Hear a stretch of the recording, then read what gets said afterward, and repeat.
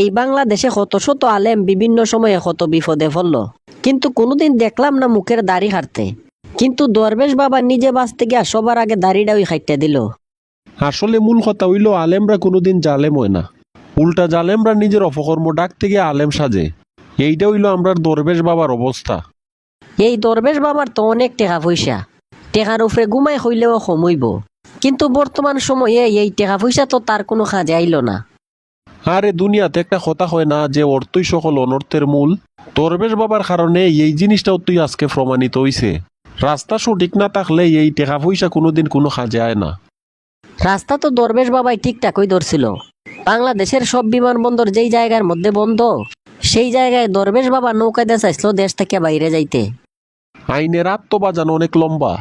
দরবেশ বাবা যতই নবীর সুন্নত দাড়ি কাটিয়া ফেলাইয়া দেখ, আর যতই নৌকার ট্রলারের ব্যবস্থা করুক, আইনের চোখ ফাঁকি দেওয়া তো এত সহজ না।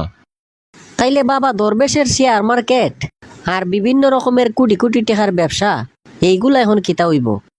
আমার মতে দরবেশ বাবার যত খালা টেকা পয়সা আছে, এই কুটা আন্দোলনে যারা ক্ষতিগ্রস্ত হইছে, সবগুলা টেকা পয়সা তাদের পিছনে ব্যয় করা উচিত। আসলে এই কথাটা সঠিক। এই কয়েকটা দরবেশ বাবা মিল্লা বাংলাদেশটারে ফুরা খালি জুরি বানাইয়া দিছে। এরার টাকা পয়সা বিদেশ থেকে ফিরত আইনা এখন এই খালি জুরিটারে বরাট করা লাগবো।